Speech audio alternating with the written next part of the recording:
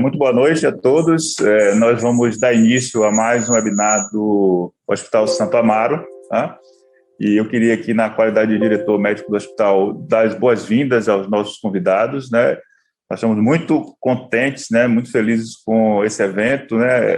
Porque é um tema muito especial, né? É um tema que não só pela alta relevância clínica, né? Pela sua prevalência, que é a obesidade e a doença metabólica, e pelo seu alto impacto social, é um tema que se confunde muito com a história do próprio Santo Amaro, tá? Então, há 22 anos atrás, né, o hospital foi precursor da cirurgia bariátrica no estado da Bahia, né, e um dos primeiros hospitais no país, e traçou uma longa história ao longo dessas mais de 2 décadas, né? Nós temos hoje mais de 10 equipes operando regularmente no hospital, né? Nós fazemos mais de 700 procedimentos por ano, né? E o hospital vem sempre desenvolvendo atividades voltadas a esse tema, né? Nós temos um serviço há mais ou menos 2 anos implantado de prevenção e tratamento da doença, da obesidade e doença metabólica, e tivemos a honra de, no final do ano passado, nos certificarmos, né, como um selo de qualidade da Sociedade Brasileira de Cirurgia Bariátrica e Metabólica, né, no seu nível de excelência, né? Então, nós somos muito felizes. Eu queria já de antemão agradecer aos nossos convidados, que eu vou deixar que Marcos faça as devidas apresentações, e vou passar a bola para uma pessoa que, antes de mais nada, é meu amigo, né, meu grande amigo, que eu diria que dispensa apresentações, né, quando se fala em cirurgia bariátrica e metabólica, não só na Bahia, mas nacionalmente, né? Teve aí uma grande missão de presidir a sociedade, né, nos últimos 2 anos, e eu tenho certeza que nós teremos um evento assim de muito aprendizado, né, um evento em que a gente vai ter a oportunidade de ouvir grandes nomes nacionalmente, e eu entendo que vai ser um marco, né, para os eventos aqui do Hospital Santo Amaro, tá? Então, eu vou passar a palavra para o Marcos Leão. Obrigado, meu amigo Marcos, e obrigado aos nossos queridos convidados, e a bola está sua aí. Boa noite a todos, meus amigos Ricardo, Fábio Trujillo, acho que poucos não os conhecem, mas só para fazer uma apresentação formal, porque temos hoje uma audiência mais eclética, seguramente, de pessoas de outras áreas, fora da cirurgia, fora da endocrinologia, mas teremos hoje o Dr. Fábio Trujillo, que é ex-presidente da Sociedade Brasileira de Endocrinologia e Metabólica, da SBEM, vice-presidente da Associação Brasileira para o Estudo da Obesidade, a ABESO, preceptor da residência de obesidade e endocrinologia do SEDEBA. Temos a honra de tê-lo importado aqui para a Bahia e termos ele aqui na Bahia, um grande nome nacional, o Dr. Fábio Trujillo, que vai falar para todos nós sobre os novos avanços, as novas drogas no tratamento do diabetes, da síndrome metabólica de uma maneira geral. Diabetes, que essa doença com essa prevalência tão grande,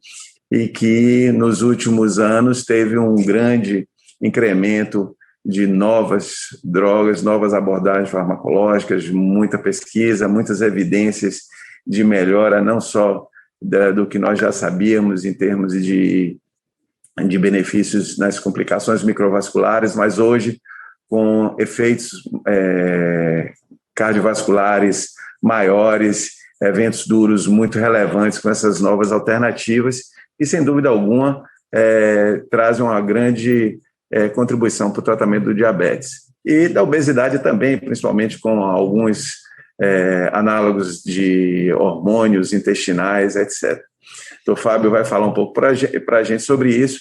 E, em seguida, temos o Dr. Ricardo Cohen, ex-presidente da Sociedade Brasileira de Cirurgia Bariátrica e Metabólica, em 2010, ex-presidente da Federação Internacional de Cirurgia da Obesidade na América Latina, o coordenador de um grande hospital, de um grande serviço, formador de pessoas, formador e cuidador de pessoas com diabetes e doença metabólica. O Ricardo não dito por mim, que sou amigo dele também, mas dito por grandes nomes de fora como uma das pessoas, acho que se eu levantar uma mão, ele seguramente está entre esses, das pessoas que mais contribuíram para o estudo da cirurgia metabólica no mundo inteiro. Foi o capitão da inclusão da cirurgia metabólica da regulamentação no Conselho Federal de Medicina, e estivemos juntos aí ao longo dos meus 2 anos de gestão na sociedade, tentando trazer a cirurgia metabólica para ser incluída no rol da ANS. Ontem, infelizmente, tivemos a notícia de que a ANS, mais uma vez, não vai incluí-la, mas a luta continua, e não foi por falta de evidências, não foi por falta de custo-efetividade, nem tampouco por termos um impacto orçamentário muito grande. São razões que a razão desconhece, mas Ricardo teve um papel gigante em todo esse processo, esteve à frente da ANAP, Associação Nacional de Hospitais Privados, e à frente conosco na sociedade, trabalhando por isso. E ele vai falar sobre o que é cirurgia metabólica e o que isso traz de potencial benefício para aquelas pessoas que têm indicação como um grande aliado no tratamento do diabetes, daquelas pessoas que não conseguem o melhor resultado com essas alternativas todas que já existem e com as novas que estão vindo aí. Eu não vou me alongar mais, vou passar inicialmente para o Dr. Fábio Trujillo, que ele pode falar e compartilhar sua tela quando quiser. Bom, boa noite, pessoal. É um prazer estar aqui. Estão me escutando? Sim. Em primeiro lugar, quero agradecer aí o convite da Fundação José Silveira, parabenizar o Hospital Santo Amaro. Eu sou paulista, mas já estou na Bahia, radicado já há um bom tempo, e sei da importância desse hospital na comunidade daqui da Bahia e até nacional. Inclusive, minhas 2 filhas nasceram no Hospital Santo Amaro, né? Então, é um lugar que eu tenho um grande carinho, tá? Agradeço também o convite do Marcos Leão, que é um amigo, e que eu acho que a gente já teve frente a várias batalhas aí em relação ao tratamento digno da obesidade, ao tratamento do diabetes. Então é um prazer estar aqui, Ricardo, Marcos, e também é um prazer estar aqui com o Ricardo, que, como o Marcos bem falou, é uma autoridade internacional em cirurgia metabólica, e eu admiro bastante. Sempre que a gente se encontra nas reuniões, teve uma época lá do CFM, né, Ricardo, que a gente se encontrava aí com muita frequência, e sempre admirei a raça que ele tem, não só a competência, mas como ele é motivado em relação a toda a defesa da cirurgia metabólica em relação no seu papel ao diabetes. Eu vou aqui começar a minha apresentação. O Leão pediu para que eu falasse um pouco das novas drogas no tratamento do diabetes mellitus tipo 2. Eu vou aqui compartilhar minha tela. Para quem não me conhece, eu sou Fábio Trujillo. Eu sou médico endocrinologista. Na Bahia, sou professor de endocrinologia da Faculdade de Medicina da FTC. Sou preceptor da residência médica de endocrinologia e metabologia do CEDEBA, onde eu fico especificamente no ambulatório de obesidade, onde a gente tem um grande número de pacientes que são submetidos à cirurgia bariátrica. Sou ex-presidente da Sociedade Brasileira de Endocrinologia e Metabologia, e atualmente estou na vice-presidência da Associação Brasileira para o Estudo da Obesidade e Síndrome Metabólica, que é a ABESO, e também sou diretor do Departamento de Obesidade da Sociedade Brasileira de Endocrinologia e Metabologia. E é uma honra estar aqui, principalmente falando de um assunto que eu gosto bastante. Esses são meus potenciais conflitos de interesse. Essa aula não está sendo patrocinada. E eu começo...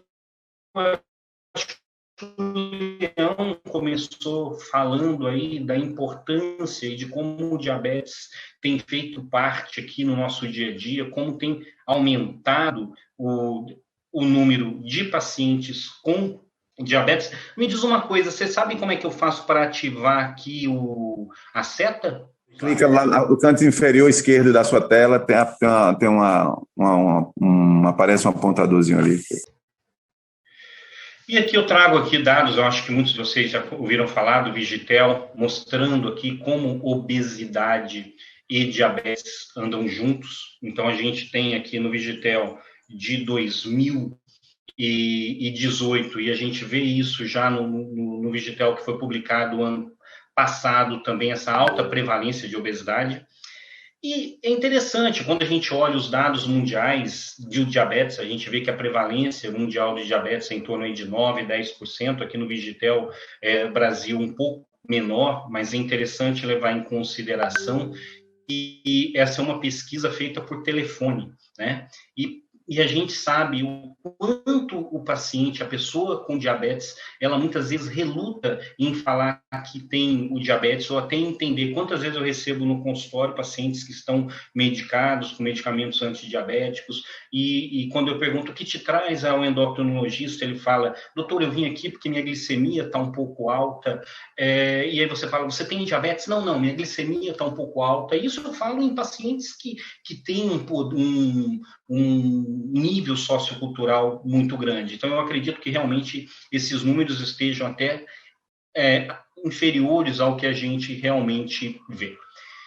E o problema do diabetes, que é uma coisa que está tão constante no nosso dia a dia, é difícil você não ter dentro da sua família alguma pessoa com diabetes. Esse problema, ele traz várias coisas, que são custos econômicos, ou seja, tratar o diabetes hoje não é uma coisa fácil, não só o acesso ao sistema de saúde, o custo ao sistema de saúde, como geralmente toda família está envolvida nesse processo, o custo para o indivíduo e o custo social, que a gente sabe que é uma doença que leva a muitas comorbidades, que leva a uma mortalidade muitas vezes precoce e que traz um custo social muito grande. Mas não são só os custos econômicos, existem custos intangíveis que a gente precisa olhar essa pessoa com diabetes com um olhar um pouco mais empático de entender todo esse problema. E dentro disso, então, está a ansiedade, a dor, a qualidade de vida, a inconveniência. Muitas vezes, o paciente com diabetes, ele tem um estigma que muitas vezes, quando a pessoa olha, por exemplo, ele vai no almoço em família, se ele começa a comer algo ali que alguma pessoa julga que não é o ideal para ele, você já vê toda aquela conversa, aquele debate, muitas vezes sem evidência nenhuma. E a gente sabe que o diabetes vai levar a complicações microvasculares, se fala muito em complicações macrovasculares, mas é importante lembrar também das complicações microvasculares, principalmente muitas vezes o paciente chega para você e fala assim, olha, doutor, eu não tenho medo de morrer, não, mas assim, se tem uma coisa que eu não quero é ir para a hemodiálise, é ficar cego, mas a gente sabe que também a doença macrovascular, ela é responsável aí por até 80% das mortes dos pacientes com diabetes tipo 2, e esses pacientes morrerão mais cedo. Então, quando eu olho uma pessoa que tem diabetes, eu sempre penso o que eu espero para essa pessoa e o que essa pessoa espera de mim. E acho que o objetivo eu quero que essa pessoa não tenha as complicações agudas, que essa pessoa não tenha as complicações crônicas, mas que também tenha uma boa qualidade de vida. E quando a gente fala, então, quando a gente vai abordar a meta do tratamento do diabetes, a gente sabe que a meta ela é muito individualizada. Quando a gente olha o pilar glicêmico, a meta geralmente é 7, mas ela pode ser menor ou maior, dependendo do engajamento desse paciente, dependendo do número de comorbidades. E aqui eu lembro uma coisa, os dados que a gente tem visto hoje com o acesso que alguns já estão tendo à monitorização contínua da glicose, eu acho que em pouco tempo a hemoglobina glicada ela vai ficar de lado em relação a esse controle metabólico, e onde a gente vai ver muito mais tempo no alvo, o tempo que esse paciente passa em hiperglicemia, o tempo que esse paciente passa hipoglicemia. Nos últimos 2 anos, aí a gente já está vendo muito trabalho mostrando essa outra forma de você monitorizar aí o controle glicêmico. Eu sempre falo para o paciente com diabetes que não adianta só ele controlar o seu açúcar. É importante ele ter uma pressão bem controlada, uma hipertensão bem tratada. É importante ele ter o LDL dentro da meta, aí vai usar estatina ou não. O uso da estatina deve ser para todo paciente com diabetes tipo 2, outros acham que não, que depende muito desse LDL, mas o importante é que você precisa estar de olho nesse LDL. E, associado a isso, muitas vezes o controle de peso também vai ajudar. O Leão, logo que começou a apresentação, ele falou bem em relação aí que a gente sabia muito em relação aos controle glicêmico intensivo, que levava a uma prevenção da doença microvascular, ou seja, rim, olhos. A gente tem nos estudos mais antigos, com drogas mais antigas, mas é importante, eu sempre lembro que eu acho que um tratamento do diabetes é muito como o médico, ele é um treinador ali que está enfrentando um adversário que é o diabetes, e ele tem que ter todas as ferramentas em mãos, ele tem que saber escalar seu time, e muitas vezes uma ferramenta antiga, uma droga antiga, ela joga muito bem num time titular e consegue buscar. E aqui os dados desses estudos, o KPDS, a CORD, o Advance, o Viadity, eles mostraram uma tendência aí à diminuição do risco microvascular, mas quando se fala em doença cardiovascular e mortalidade, ficou-se um pouco na dúvida, e durante um tempo o controle glicêmico até ficou um pouco renegado, coisa que hoje a gente já está vendo toda a importância, sim, desse controle metabólico.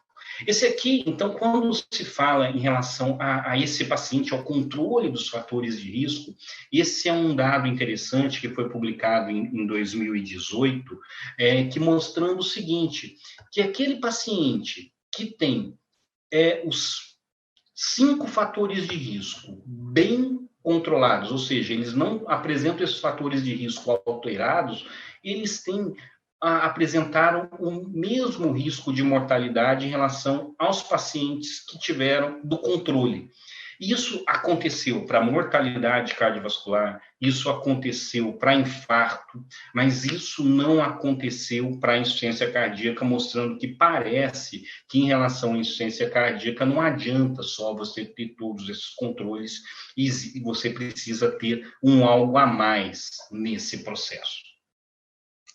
Eu me formei em 1995 e, na época, o que a gente falava em relação aos mecanismos fisiopatológicos do diabetes se baseava praticamente em deficiência de célula beta e resistência à insulina.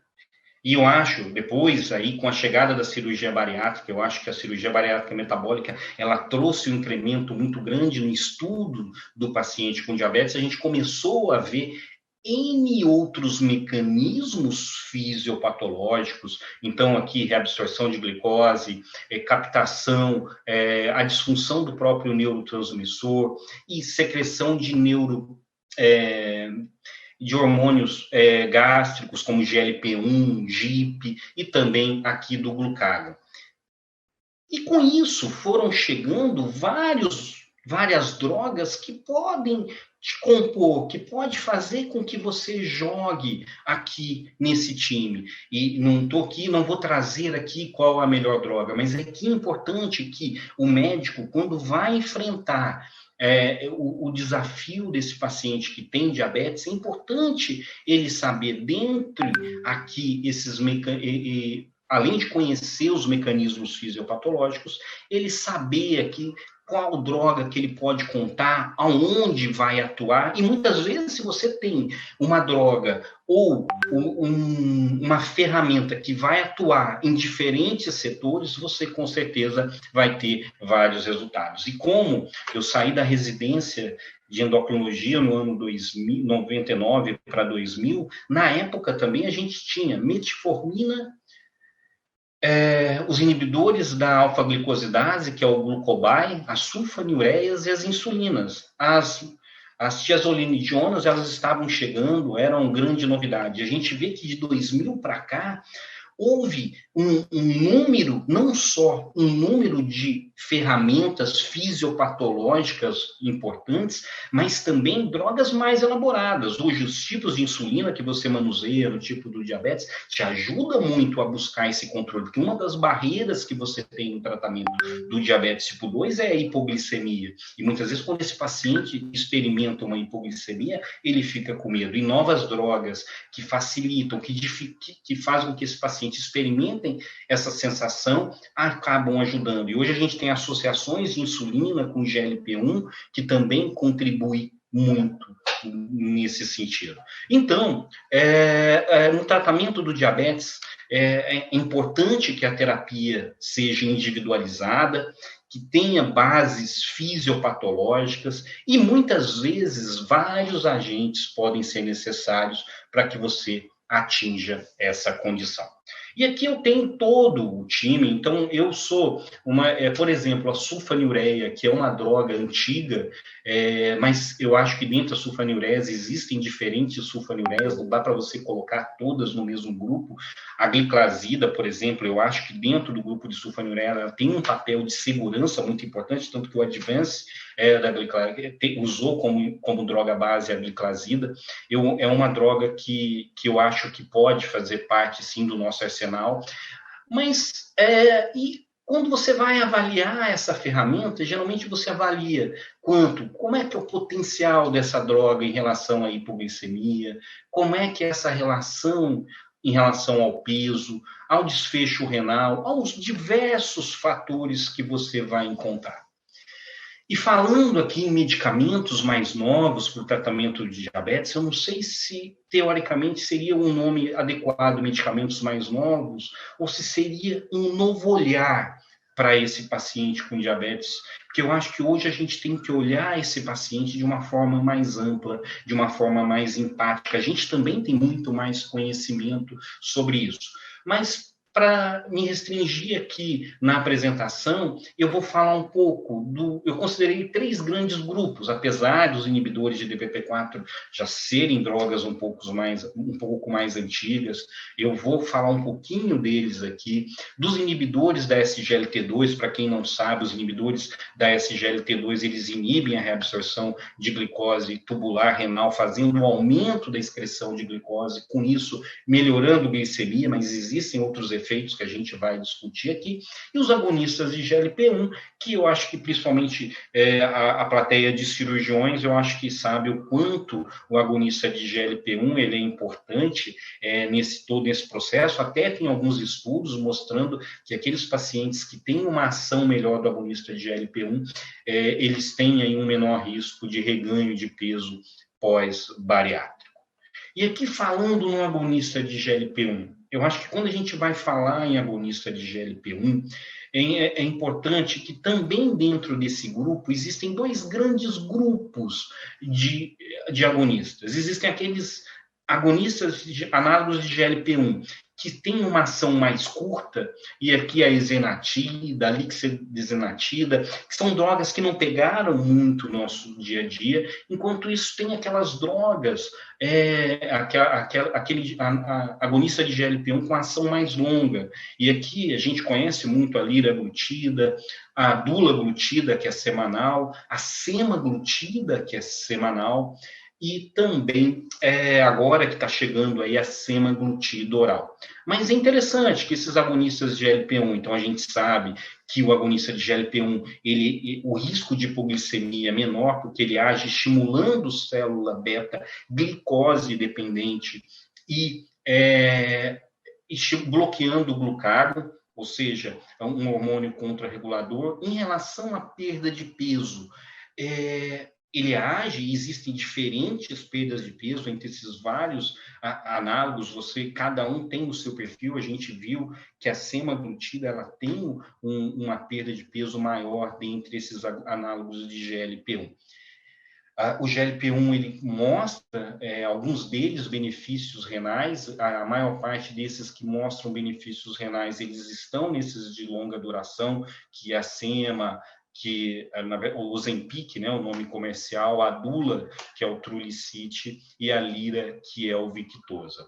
Os efeitos gastrointestinais, eles são moderados, a gente sabe que alguns pacientes reclamam mais ou não, e tem potenciais, sim, benefícios cardiovasculares que a gente vai ver um pouco mais. E aí nós vamos para os inibidores da SGLT2, que também levam em relação, como eles colocam esse açúcar para fora, ou seja, estimulam bloqueiam essa reabsorção renal de glicose, ou seja, o efeito de hipoglicemia ele é praticamente nulo. Em relação à perda de peso, você tem uma perda de peso menor em relação aos agonistas de GLP-1, mas os inibidores de GLT-2, e aqui eu falo dos principais aqui, que é a DAPA, a empaglifosina e a própria canaglifosina, eles têm efeitos em relação à redução de peso um pouco similares. Aqui, essa contraindicação, ela hoje mudou um pouquinho, com alguns novos estudos, seria contraindicado aqui para paciente com clearance, com taxa de filtração glomerular inferior a 30 e não 45, e a gente vê que esses pacientes, eles sim se beneficiam, e muitas vezes a gente vai ver que bons resultados em relação à proteção renal a gente vê com o inibidor de SGLT2. Tem um lado um pouco negativo das infecções genitais, que geralmente não são infecção urinárias, mas são fúngicas, e é importante quando você vai prescrever esse tipo de droga que você converse com o paciente sobre essa possibilidade e já deixe mais ou menos amarrado com ele como você vai avaliar. E muitos deles mostraram uma boa proteção cardiovascular, mas assim, em relação à insuficiência cardíaca é algo realmente bem importante.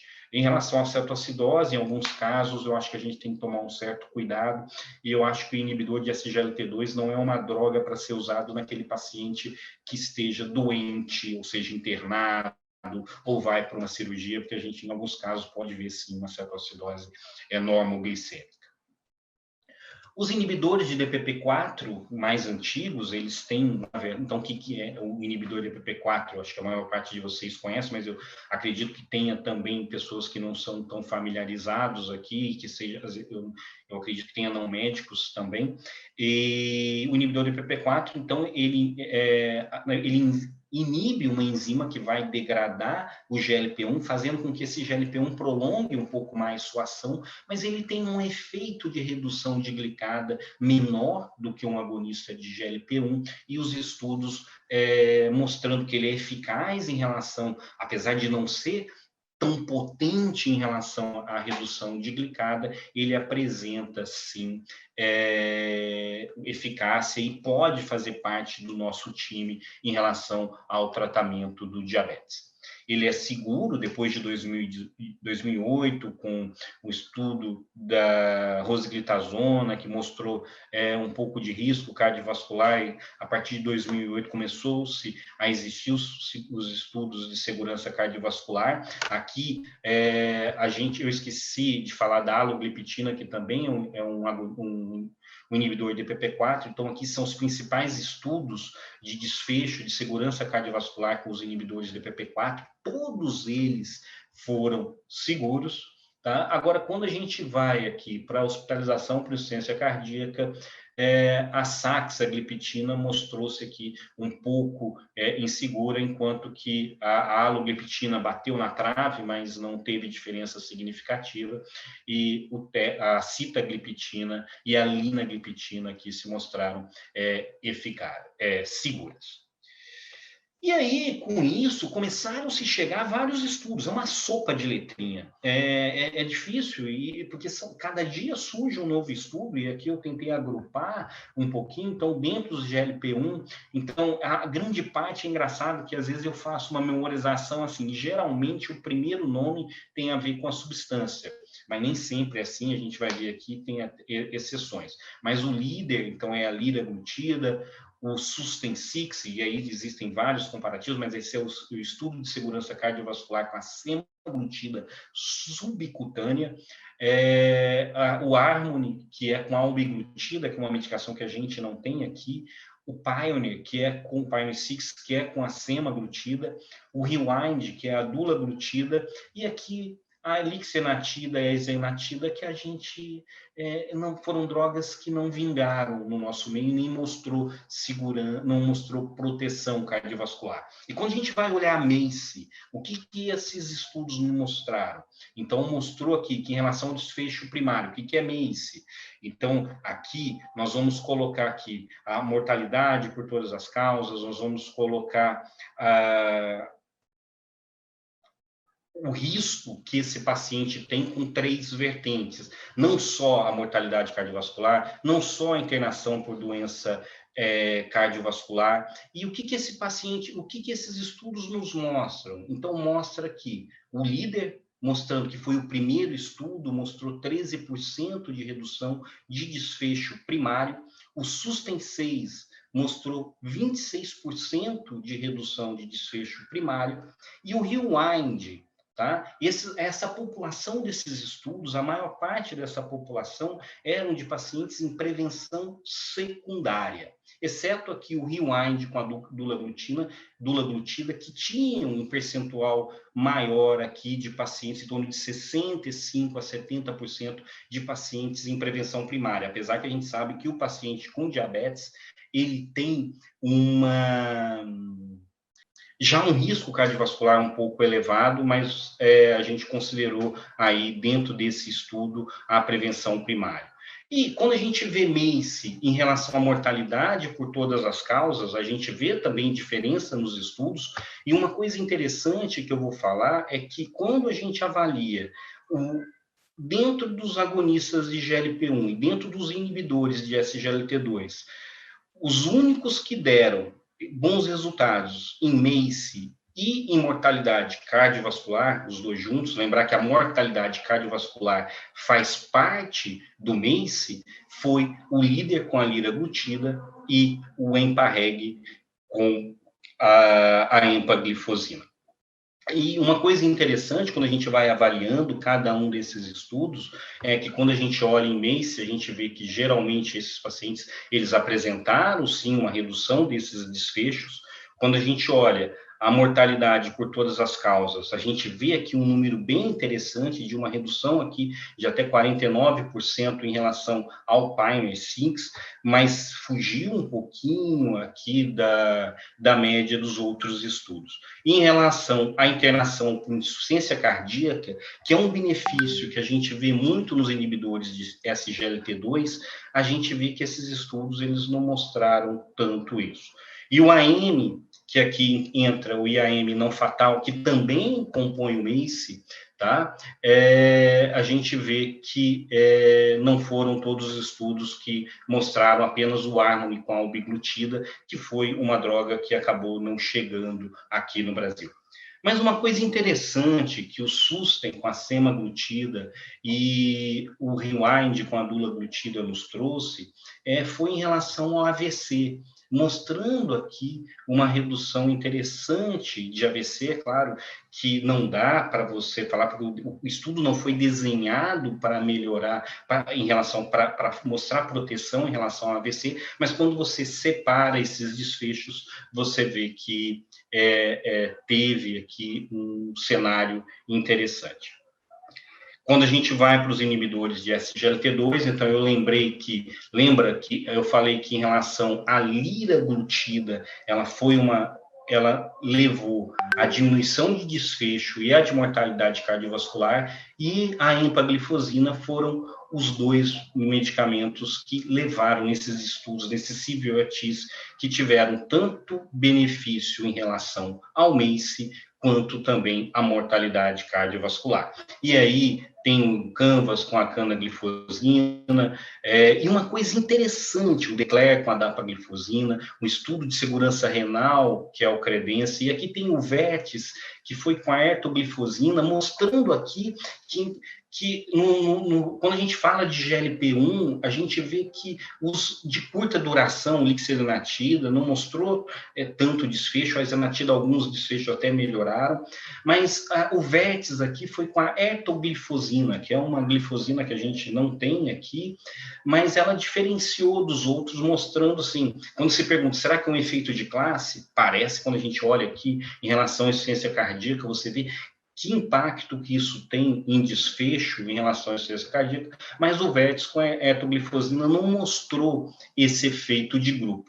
E como a gente viu que no GLP-1 tinha uma redução interessante em relação ao AVC, mas quando a gente vê aqui os inibidores da SGLT2, a gente vê que a coisa não é bem assim. O único estudo, desses grandes estudos que a gente tem numa população de desfecho primário é com a dulaglutida, no REWIND. Esse foi um estudo, a maior parte desses estudos de CVOTs é em torno de 3 anos. Esse estudo é um estudo um pouco mais longo, foi aqui há 5,4 anos. 65% desses pacientes aí não tinham doença cardiovascular estabelecida, enquanto em torno de 35% tinha, e mostrou nesse paciente, que era um paciente um pouco mais menos complicado, mostrou uma redução de MACE boa em relação ao que a gente não viu em relação aos outros agonistas de GLP-1. Resumindo aqui, quando a gente vai falar também em relação à hospitalização para doença cardíaca e insuficiência renal, a gente vê que o inibidor de SGLT2 ele tem um papel muito importante nesse sentido, enquanto os GLP-1s, em relação à hospitalização por doença cardíaca, vai depender desse tipo de GLP-1, e em relação ao desfecho renal, também não são todos os GLP-1s.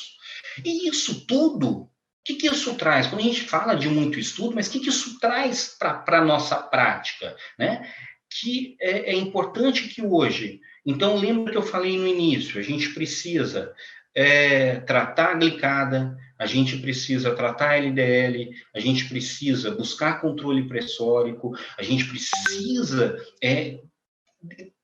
cuidar, evitar alguns outros efeitos que estejam relacionados também à síndrome metabólica, mas agora a gente começa a fazer algumas perguntas também, tipo, como assim, esse paciente, ele tem doença cardiovascular estabelecida? Ele não tem? Esse paciente tem uma doença renal? Ele não tem? Esse paciente tem insuficiência cardíaca? Ele não tem? Isso começa a mudar dentro dos guidelines. Mas é muito importante, o que eu acho que depois o Cohen vai falar bastante, é que a gente, dentro dos guidelines, eu acho que considerar a cirurgia metabólica para esses pacientes com diabetes tipo 2, eu acho que ela precisa ser valorizada. Ela precisa ser mostrada para esse paciente que você tem esse jogador, você tem esse player, e que esse player, ele pode ser colocado em um cara para ser titular. Então, eu acho que, é claro que uma outra coisa importante, quando eu pego um paciente, principalmente aquele paciente que tem menos de 6 anos de duração do diabetes, mostrando, por exemplo, como o DIRECT nos mostrou, que foi um estudo de uma dieta mais agressiva, mostrando que aqueles pacientes que atingiram uma perda de peso de 15 quilos, chegaram até 46% de remissão, mostrando que sim, investir na perda de peso, você trabalha com remissão de diabetes. E lembrar que a cirurgia metabólica, trabalhada no momento certo, ela também pode ser um grande parceiro, não só no controle do diabetes, mas também aqui pensando em remissão do diabetes. E esses guidelines, eles colocaram muito dessa forma. Esse aqui é um guideline que foi publicado ano passado, que, na verdade, é um consenso brasileiro e português, que eu tive o prazer de ser um dos autores. Aqui da Bahia também tem a Thaisa, que foi uma das autoras, que a gente trabalhou muito parecido com o ADA, mas a gente segmentou um pouco em relação mais aos valores de glicada, mas a gente colocou, sim, a metformina como primeira opção na escolha da droga para o paciente que não tem doença cardiovascular estabelecida, e lembrar que a metformina, dentro desses estudos todos, inclusive com GLP-1, em torno de 70% a 80% desses pacientes estavam em uso de metformina. E naquele paciente que tem uma doença cardiovascular estabelecida, então, esses dados, o que isso trouxe para a gente? Que o inibidor de SGLT2 ou um GLP-1, ele precisa estar aqui logo no início da nossa escolha. Na insuficiência, naquele paciente com disfunção renal, insuficiência cardíaca, aí a nossa preferência inicial acaba sendo pelo inibidor de SGLT2. Essa semana, né, e a gente está falando aqui de drogas que já estão estabelecidas, mas quando a gente fala de agonista de GLP-1, que é um mecanismo que cada vez é mais estudado, as incretinas, e aqui eu trago dados da que na verdade trago dados, não, isso foi um anúncio feito, mas a tirzepatida, ele é um duplo agonista, ele atua tanto em GLP-1 quanto em GIP, e ele já vinha mostrando bons resultados em fase 2, e agora foi anunciado, claro, uma coisa promocional, mas a gente deve acompanhar essa publicação, mas mostrando bons resultados em fase 3, e levando aqui o Surpass 3, são pacientes que comparam a tirzepatida, que é esse dual agonista, com os pacientes que usam insulina. E aqui o Surpass 5 são pacientes com placebo, mostrando que em pacientes com diabetes, num estudo de 52 semanas, houve a redução de hemoglobina glicada em torno de 2,5%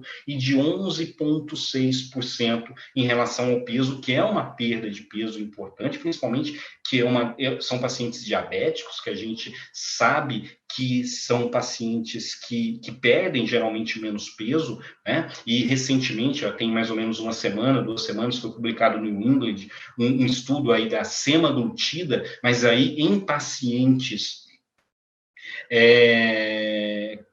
sem diabetes tipo 2, ou seja, pacientes obesos, mostrando uma perda de 15%, mostrando que antes que a gente falava, olha, com drogas 5 a 10% de peso tá bom, agora a gente já começa a falar em torno de 15%, lembrando que 20% dos pacientes com semaglutida, numa dose 2,4, que é mais do que o dobro que se usa para o diabetes, atingiram uma perda de peso superior a 20%. Finalizando minha aula, finalizando a minha apresentação, eu gosto sempre de colocar esse slide, que a escolha da medicação antidiabética, ela tem que colocar o paciente como o centro das atenções. E aqui, então, a gente vai trabalhar controle glicêmico, comorbidades, os defeitos fisiopatológicos, minimizar a hipoglicemia, a gente sabe o quanto glicemia é uma barreira nesse tratamento, os efeitos colaterais. A gente tem que conversar, mostrar quais são essas opções que nós temos para esse paciente e, a partir daí, tomar decisões compartilhadas. Eu agradeço, tá? Eu acho que agora o Ricardo vai falar, em seguida eu acho que a gente abre para as perguntas. Muito obrigado. Obrigado, Fábio. Excelente apresentação. Trouxe aí o que há de mais pujante na literatura, mostrando aí realmente esses dados que, com redução de eventos macrovasculares, com eficácia muito boa dessas drogas, acho que temos hoje, sem dúvida, muitos jogadores bons para escalar, né? E agora eu vou chamar um outro técnico aí que vai trazer um outro jogador aí, não sei se é Neymar, se é Messi, se é um perna de pau. Vamos ver o que é que o Dr. Ricardo fala para a gente sobre esse jogador aí da cirurgia metabólica, onde é que ele pode entrar e quais os benefícios aí que a gente pode esperar. Boa noite, Marcão, boa noite a todos. Fábio, prazer te ver de novo, a gente se vê quase toda semana, agora estou com saudades de você, faz tempo que eu não te vejo ao vivo. Obrigado, Marcão, pelas palavras iniciais e do Fábio também. E acho que, na verdade, a gente tem um time muito bem formado com as drogas, com cirurgia, porque a gente tem que pensar um pouco diferente de como a gente deve trabalhar. Aqui estão meus conflitos de interesse, nenhum deles, essa aula não é patrocinada.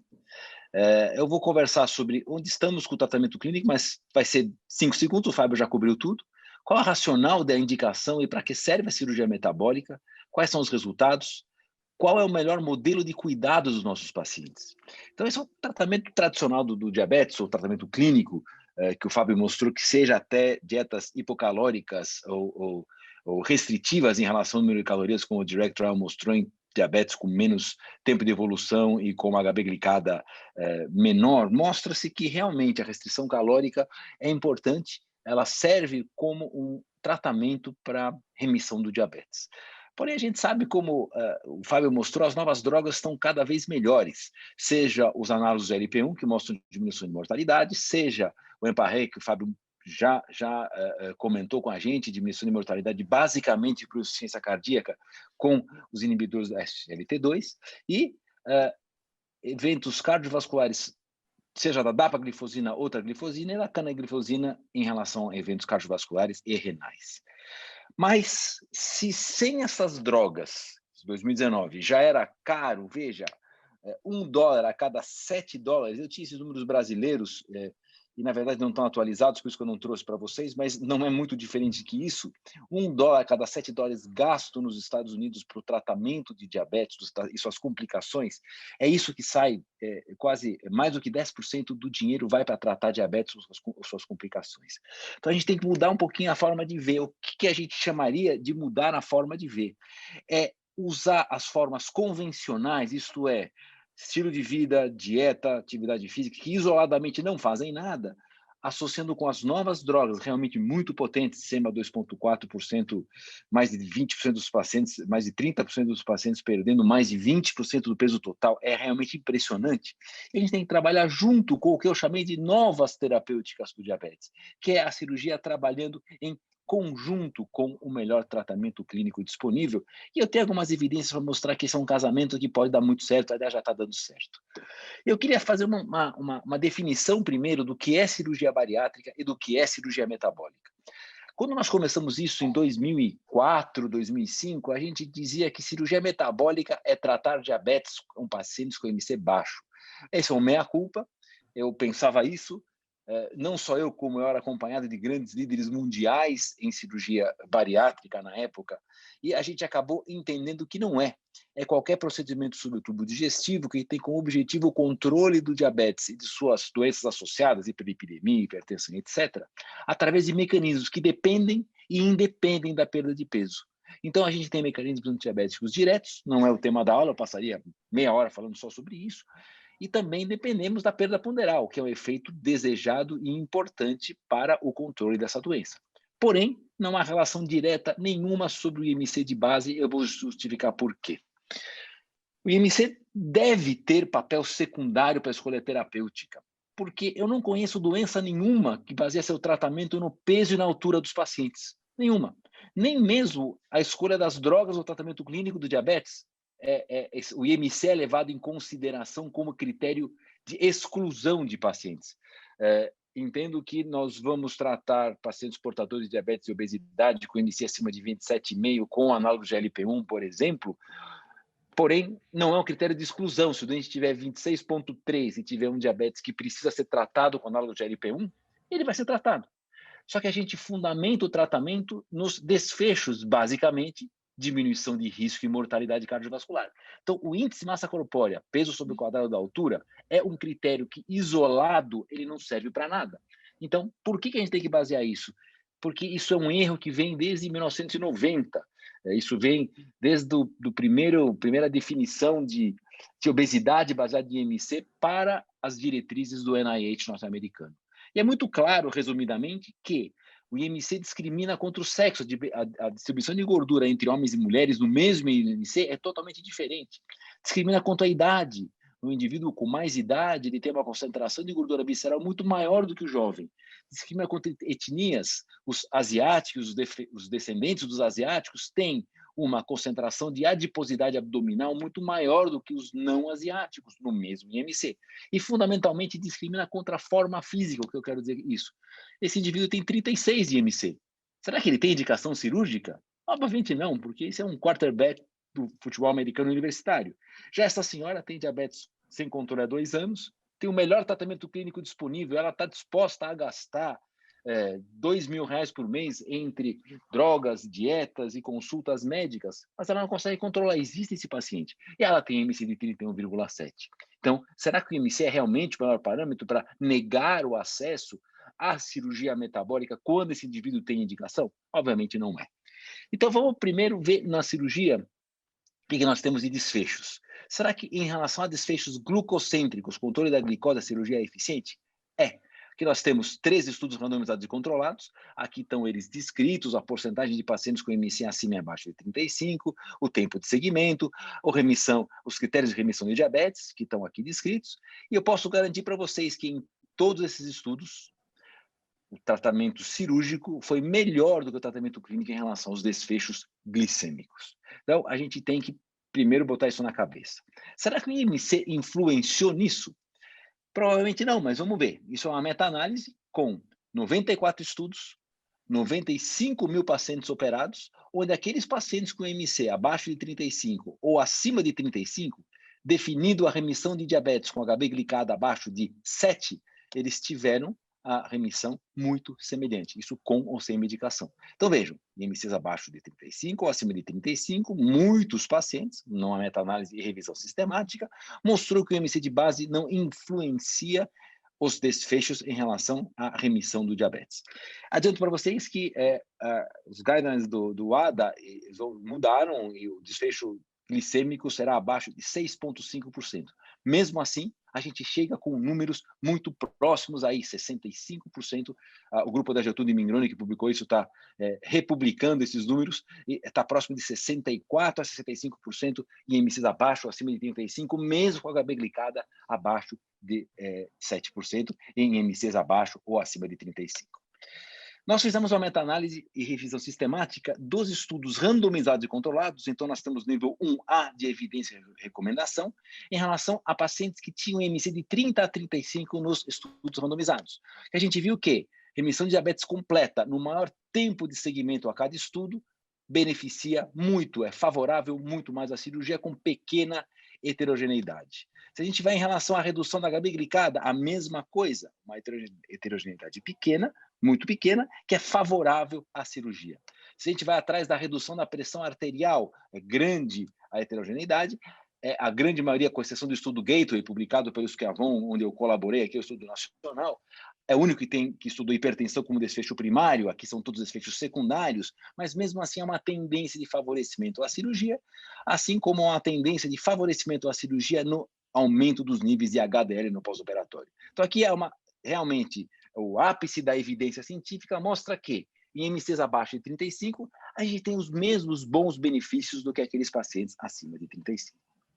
Publicamos a primeira série de pacientes não era randomizado e controlado, isso faz 15 anos de desenho de estudo, quase 10 anos de publicação, onde a gente mostrou que em 66 pacientes seguidos por 6 anos, com IMC de 30 a 35, diabetes tipo 2 confirmados e bem severos, mais de 13 anos de história, quase metade deles com uso de insulina, a gente conseguiu 88% de pacientes sem medicação com HB glicada abaixo de 6,5. Também faço meia-culpa aqui, se eu redesenhasse isso faz 15 anos, eu nunca retiraria a medicação nessa brincadeira, eu manteria a medicação desses pacientes, provavelmente os desfechos seriam melhores ainda. 11% tiveram melhora, quer dizer, melhor HB glicada e menos medicação do que o baseline, e 1% dos pacientes não mudaram. Houve significante melhora do perfil lipídico e da pressão sistólica. A gente plotou os dados numa calculadora de risco do UKPDS, o UK PDS Risk Engine, em 10 anos, com os pacientes sendo seus próprios controles. Vejam que há uma redução, é um marcador de substituição de risco cardiovascular, não é um desfecho duro. É uma fórmula matemática que mede a redução dos riscos cardiovasculares em doença coronária fatal e não fatal, em AVC fatal e não fatal, favorecendo os doentes operados. O único estudo randomizado que tem um desfecho não glicocêntrico como endpoint primário e IMCs entre 30 e 35 é o nosso, publicado no ano passado. 2 anos de segmento em o estudo de 5 anos. Nós estamos preparando os 5 anos este ano. Este ano nós vamos submeter os 5 anos, o último paciente em segmento é 1º de abril, então a partir de abril a gente vai ter 1 ou 2 meses de preparo dos dados e estatística, etc. A gente vai ter os 5 anos de segmento, que nós comparamos o bypass gástrico contra o real melhor tratamento clínico em relação à doença renal por diabetes em estágios iniciais. São 100 pacientes, todos com diabetes, todos com microalbuminúria, todos com IMC de 30 e 35 e todos com insuficiência renal G1 a G3, quer dizer, com insuficiência renal, uma doença renal, inicial do diabetes e com microalbuminúria, A1 a A3. Aí está uma das diferenças do nosso estudo. Nós usamos o melhor tratamento clínico, é o primeiro estudo que tem análogo do GLP-1 e inibidores da SGLT2, os outros estudos não têm esse time de remédios, e nós mantivemos no pós-operatório nos pacientes os inibidores de ECA e os BRAS para proteção renal.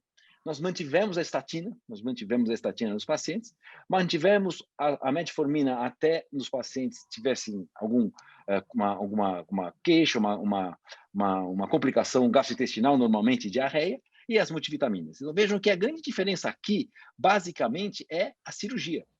A gente não usa inibidor de SGLT2 no início, nos primeiros 90 dias de pós-operatório, porque, como o Fábio mencionou, a cetoacidose normoglicêmica é realmente influenciada por dieta hipocalórica, então a gente não dá para esses pacientes.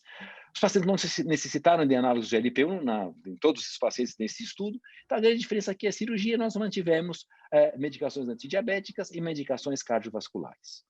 Os endpoints, então, era a remissão da microalbuminúria, secundários a remissão da doença renal, controle metabólico do triple endpoint, perda de peso, a titulação de uso de medicação. Nosso também é o primeiro estudo que não mediu como desfecho tirar remédio, é cirurgia mais remédio para o melhor para o paciente. Gostei muito do slide do Fábio último, que tem o foco sobre o paciente, então a gente não está brigando contra os remédios, e sim usando os remédios junto com a gente. E, dentro dos desfechos microvasculares, a aferição de neuroretinopatia e qualidade de vida. O que a gente conseguiu aqui é, no melhor tratamento clínico, mais a cirurgia, 84% de remissão da relação urinária albumina com a creatinina, contra surpreendentes 56% no grupo clínico. Veja que tem significância estatística, mas esse número não era esperado. Por que nós temos esse número? Porque os remédios funcionam e funcionam muito bem. Os análogos do GLP-1 e inibidores do SGLT2 funcionam muito bem. Em relação à remissão da doença renal crônica, definida com remissão da albuminúria com a filtração glomerular estimada acima de 60 ml por minuto. De novo, 82% em 24 meses da cirurgia com remédios, versus surpreendentes altos 48% da melhor medicação disponível em 24 meses. Hemoglobina glicada, se a gente não tem diferença estatística, vejam, tem diferença estatística, mas é marginal. A média de HB glicada é 6,7 no grupo clínico e 6,4 no grupo cirúrgico. Vejo que os remédios, de novo, funcionam muito bem, eles têm que trabalhar junto com a gente, mas, como a gente manteve as estatinas nos dois grupos, a gente tem uma curva muito bonita de decréscimo de LDL no grupo operado, junto com os remédios, quando comparado aqui em azul, do melhor tratamento clínico. Em relação à perda ponderal, mesmo usando a análise do LP1, a gente tem uma vantagem estatística gritante e gigante nos doentes operados, em relação à perda de peso total, e em relação ao triple endpoint, controle da HB glicada, pressão arterial e lípides, a gente tem 31% de pacientes operados com a medicação utilizada, 31% de controle simultâneo do triple endpoint, conta também altos 16% do grupo do melhor tratamento clínico. Tudo isso é conseguido no grupo cirúrgico com 5 vezes menos uso de insulina e 6 vezes menos uso de medicação oral. Então a gente consegue mostrar, nós vamos preparar também esse estudo de custo-efetividade de 5 anos, que a gente tem uma custo-efetividade importante na cirurgia metabólica, porque a gente consegue usar menos medicação e consegue desfechos iguais ou, se não, um pouco melhores que a melhor medicação disponível. Eu imagino esse duplo agonista de GIP e GLP-1 quanto vai custar e quanto vai custar a SEMA 2.4. Eu ouvi do pessoal da Novo Nordisk que o custo da SEMA 2.4 não vai ser maior do que a SEMA 1 miligrama, mas vamos lá ver, e se a gente vê aqui que a gente conseguiu usar menos medicação e menos insulina no grupo operado. Em relação à qualidade de vida, em relação ao baseline e 24 meses de segmento, em vermelho é o grupo de cirurgia, tem uma melhor qualidade de vida medida pelo SF35 do grupo cirúrgico, com exceção da saúde mental. Então a gente consegue melhor qualidade de vida, com muito pouca complicação. A gente tem 13% de complicações nos dois grupos, sem nenhuma mortalidade, uma complicação cirúrgica que foi tratada por endoscopia, um stent numa fístula da anastomose, nenhuma hipoglicemia severa, nenhuma desnutrição e nenhuma perda de peso excessiva, que era um medo em pacientes com MCD 30-35. Agora, será que esses efeitos, mostrando todos esses randomizados e controlados, 13 estudos, um que mostra controle da doença renal, será que dura? Eu acho que dura. O SOS mostrou para a gente aqui, com mais de 20 anos, está chegando a 40 anos quase de seguimento, mostrou que sim, a perda ponderal, mesmo com cirurgias que não são muito potentes em relação à perda de peso, é melhor que o grupo controle, e a remissão do diabetes em 10 anos, e que se repetiu em 20, e eu acabei de ser um dos revisores dos 38 anos de segmento, é muito parecido com isso. Em 38 anos de segmento, o grupo cirúrgico tem uma vantagem estatística em relação ao controle de diabetes quando se compara com o tratamento clínico. Se vamos atrás da remissão das complicações micro e macrovasculares, complicações microvasculares aqui em azul, acinzentado no grupo cirúrgico, tem melhor controle quando comparado com o grupo clínico, assim sendo a mesma coisa com vantagem estatística do grupo cirúrgico contra o grupo clínico em relação a eventos macrovasculares. Esse estudo do grupo do David Arterburn, publicado há uns 2-3 anos atrás, com 4.000 pacientes submetidos à cirurgia, comparados com 11.000 pacientes não operados, e foram pareados em relação a IMC, idade, sexo, HB glicada, uso de insulina e duração de diabetes, e número de uso, de frequência de utilização de recursos de saúde. Então, 4.000 contra 11.000 pacientes muito semelhantes. Houve diminuição de quase 50% da nefropatia em 7 anos no grupo cirúrgico. Então, isso, o nosso estudo randomizado e controlado simplesmente dá um nível 2 de evidência, que é o estudo do David e o estudo do SOS. A gente dá uma evidência nível 1A de recomendação muito parecido com esses estudos populacionais. A gente tem muito dado que mostra que a cirurgia, sim, previne eventos micro e macrovasculares.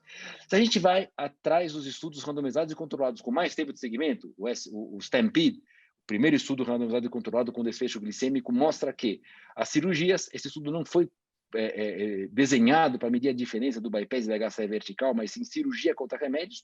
Não eram os melhores remédios disponíveis, era o que era disponível na época. A cirurgia é melhor em relação a desfechos glicocêntricos.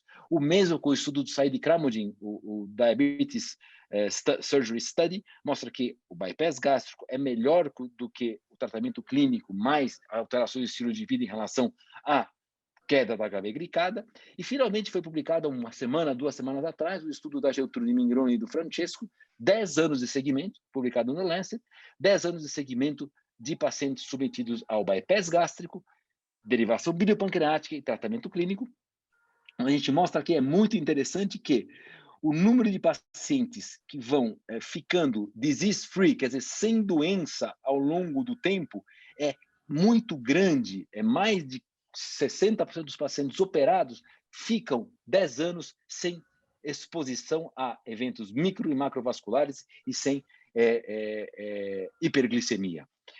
Se a gente mostra que o controle glicêmico em vermelho é o tratamento clínico, veja, o controle glicêmico não é atingido, infelizmente, até o 6º ano de seguimento, esses pacientes eram mantidos com metformina, sulfa e TZDs, não era o melhor tratamento disponível. Lá pelo 7º e 8º ano, a Geltrude começa com análogos de LP1, tardiamente, porque os doentes do grupo clínico tinham sido expostos a muito tempo de diabetes de pouco controle, mas se a gente vai atrás do BPD em verde e do bypass gástrico em azul, a gente vê que existe um controle glicêmico muito mais importante no grupo cirúrgico, assim como o já esperado perda ponderal.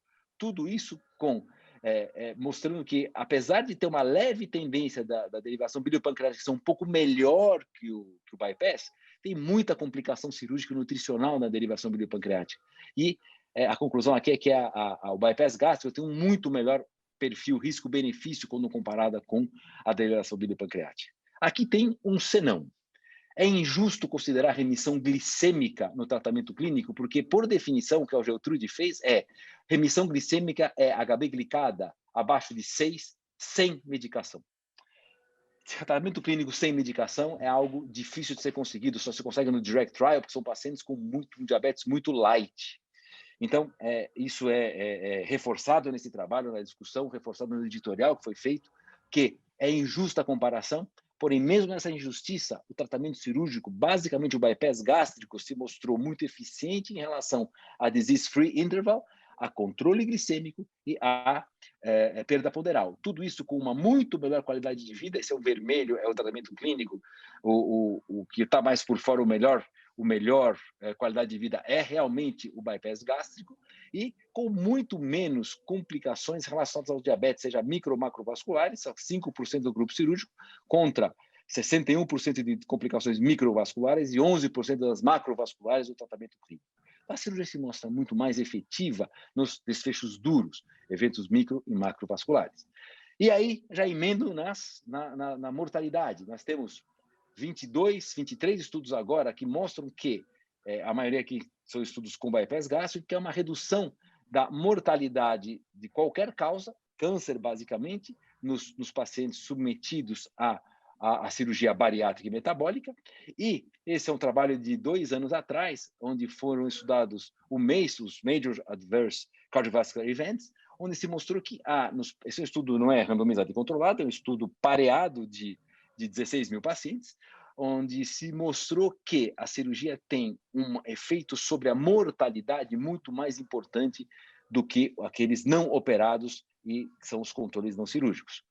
A cirurgia foi associada a 40% menor risco de eventos cardiovasculares, basicamente 40% menos mortalidade, 62% menos de mortalidade por insuficiência cardíaca, por doenças cardíacas em gerais, menos mortalidade por AVC, 60% menos de insuficiência renal, portanto, menos pacientes indo para diálise e transplantes renais, e operando 13 pacientes, nesse estudo, mostrou-se que uma vida pode ser salva. Será que é seguro? Que é uma dúvida que todo mundo tem.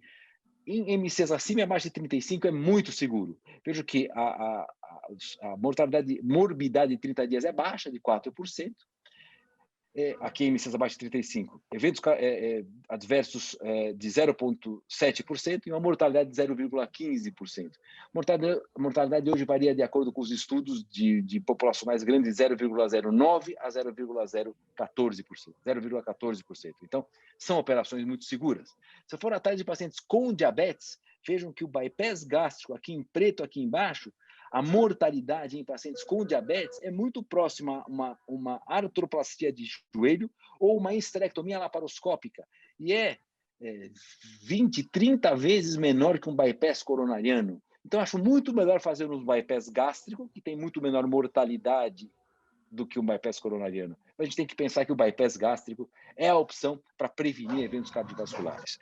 Se for atrás de complicações, de novo, nós temos complicações menores do que uma colecistectomia laparoscópica. Vejam, são 66 mil pacientes, independentes do seu IMC, desde que tenham diabetes.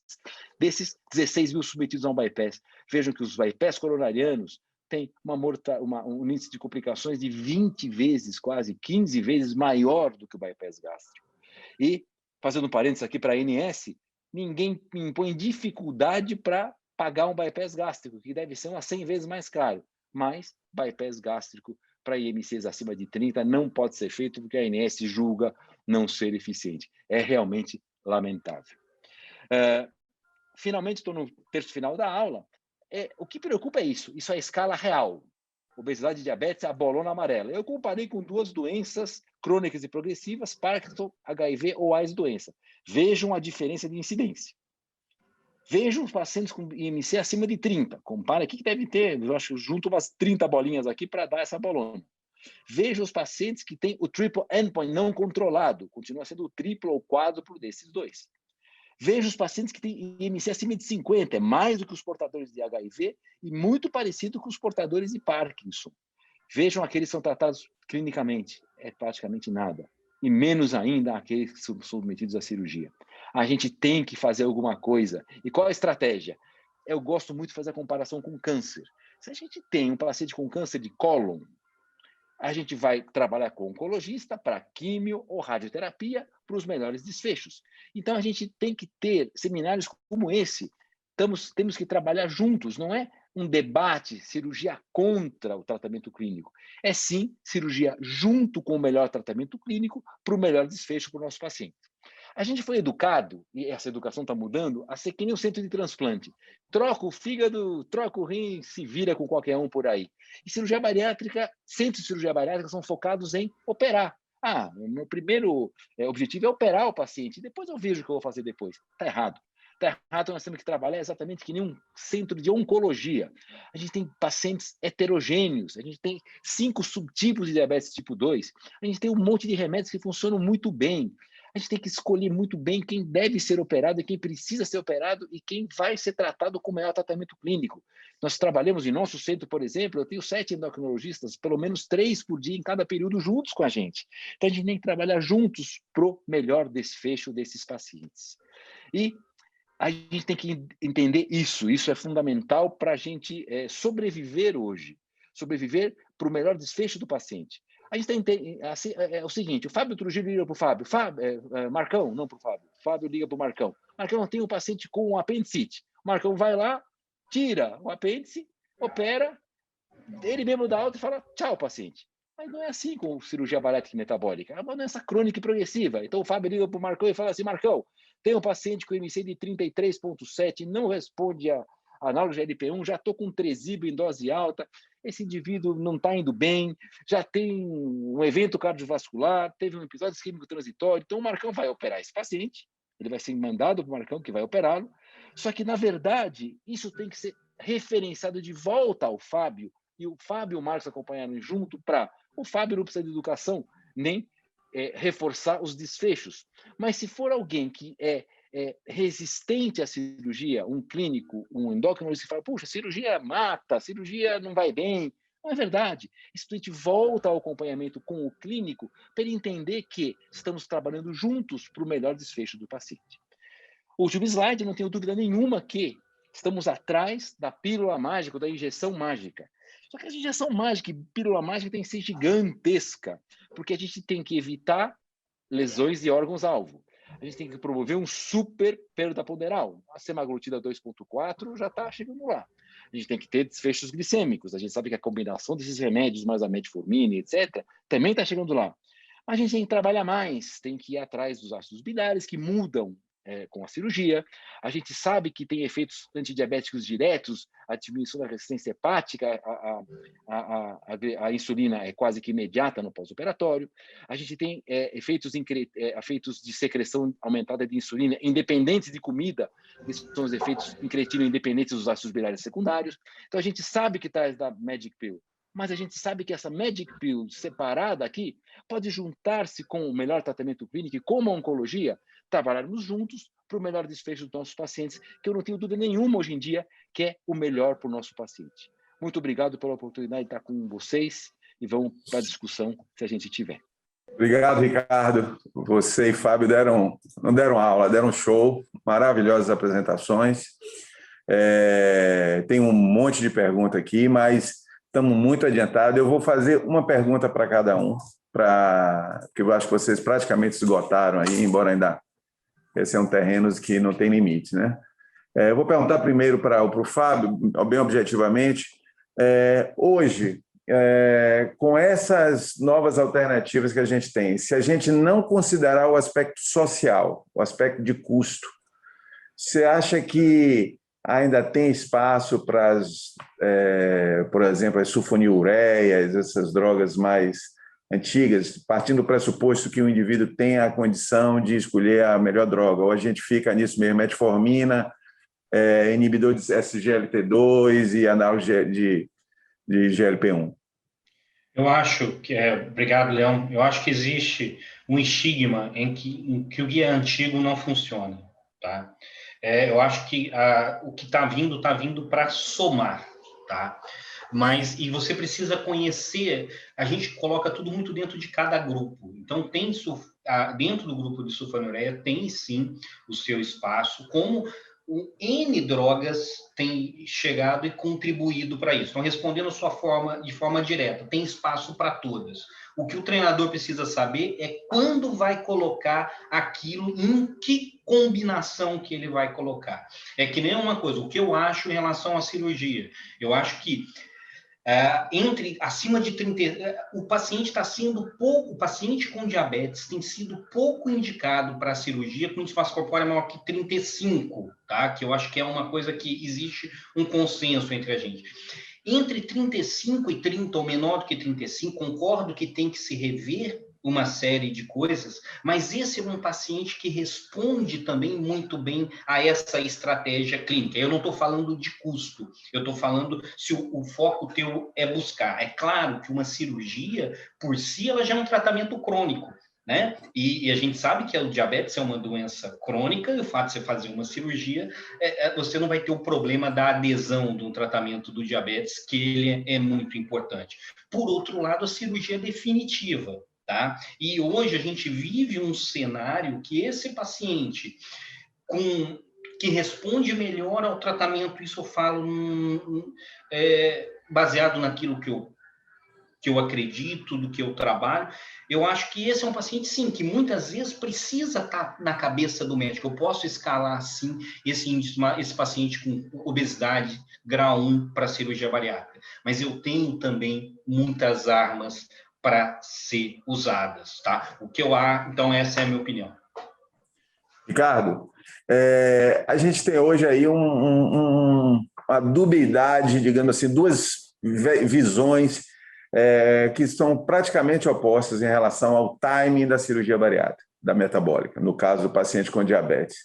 Vamos indicar ela precocemente, onde o potencial de benefício é maior, mas esse indivíduo ainda não explorou, digamos, todas essas drogas. Tem um cara com 2 anos, 3 anos de doença, que é onde vai ter, digamos, a melhor perspectiva de resposta, ou a gente vai indicar para aqueles indivíduos mais tardiamente, depois de já terem escalado todas as medicações e já estarem naquela transição para insulinoterapia, etc. O que é que você acha que é o melhor timing? Marcão, essa é uma pergunta de 10 milhões de dólares. Se a gente for atrás do common sense, quanto mais precocemente você intervir, melhores serão os resultados. Vários estudos de fatores preditivos mostraram isso. Porém, o que eu acho é que eu devo concordar com o Fábio. Hoje nós temos uma série de drogas, esquecendo o custo. Se eu entrar com Sema 2,4 miligramas, que esse ano está com a gente, mais análise de inibidores de SGLT2, mais biguanida, metformina, provavelmente os pacientes com IMC abaixo de entre 30 e 35 vão responder melhor se eles tiverem um diabetes mais precoce, se eles tiverem pouco tempo de evolução do diabetes. Então a gente vai ter que ter evidência nível 1 que mostre que a cirurgia é melhor que essa combinação de droga. Eu posso adiantar um negócio que nós estamos submetendo para publicação agora. Nós fizemos o seguinte, um subestudo do nosso trabalho, nós pegamos a combinação das duas drogas, os pacientes que tomaram essas duas drogas por mais de 1 ano e comparamos com a cirurgia. Infelizmente para nós cirurgiões e felizmente para os pacientes, a gente não tem diferença estatística em remissão na microalbuminúria. Então, esse é um problema, Marcão, porque é um problema para nós cirurgiões defender a bandeira da intervenção precoce, porque existe um monte de combinações de remédios para pacientes escolhidos que vão realmente tirar esses pacientes do risco de evento microvascular. Então, hoje nós não temos evidência para indicar mais precocemente, não temos. Então, hoje a gente tem evidência que os pacientes que estão mais avançados são os pacientes que mais se beneficiam. Isso nós temos evidência. O que eu não consigo discutir diferente, Marcão, sem falar de evidência. Em sensação minha, sua, eu tenho certeza que você fala, pô, quanto mais precoce, melhor, né? Melhor apagar um incêndio de um prédio de 10 andares no primeiro andar do que no 10º. Mas, hoje, o bombeiro Fábio Trujillo, o bombeiro Turati, os bombeiros da endocrinologia, eles têm as Cadamagiros para chegar no 2º andar e já apagar o fogo tanto quanto a gente consegue com cirurgia. Então, a resposta hoje é: os que mais beneficiarão serão aqueles com a doença avançada. Perfeito, perfeito. Só falar 1 minuto, 2 segundos só do que o Cohen falou. Cohen, eu acho que a gente está precisando colocar o paciente mostrar mais para o paciente participar dessa decisão, né? Eu acho que esse também é um outro ponto, né? A gente tem dúvidas, esse ponto do melhor time, a gente não sabe, mas muitas vezes dá para ser discutido isso.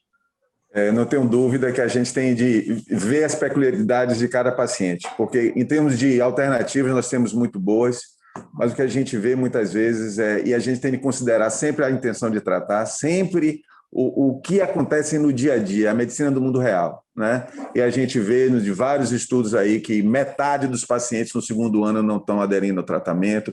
Na prática, a gente vê aí, a despeito de drogas boas, 75% da população está com hemoglobina glicada muito elevada. No Brasil, 8,5 de hemoglobina glicada média, ou seja, na média está todo mundo maltratado. Enfim, a gente tem hoje muita coisa boa. Eu queria agradecer muito a vocês. Estou aqui com o Dr. Sidney Agareno, diretor daqui do hospital, uma pessoa que tem investido muito em cirurgia bariátrica, em cirurgia metabólica, e não só em cirurgia, mas no conceito da Fundação José Silveira de um serviço multidisciplinar, focado onde o capitão é o endocrinologista, mas cercado de nutricionista, psicólogo, fisioterapeuta, tudo para trazer ao paciente todas as alternativas, as melhores drogas e os melhores tratamentos possíveis. O hospital tem investido também muito na qualidade, investiu na certificação, é o único hospital acreditado hoje aqui na Bahia.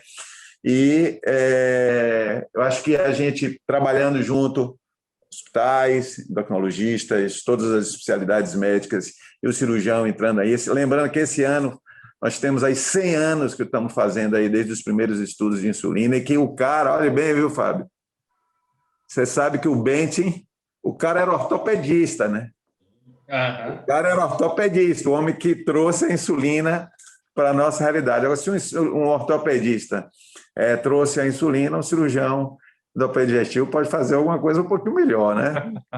Enfim, brincadeiras à parte, agradeço a vocês, são amigos, e fiquem bem. Depois eu disponibilizo para vocês o link do YouTube dessa apresentação que foi transmitida para o Zoom, teve uma boa audiência no Zoom, teve uma boa audiência no YouTube, e vocês podem depois compartilhar nas redes sociais de vocês. Obrigado mais uma vez.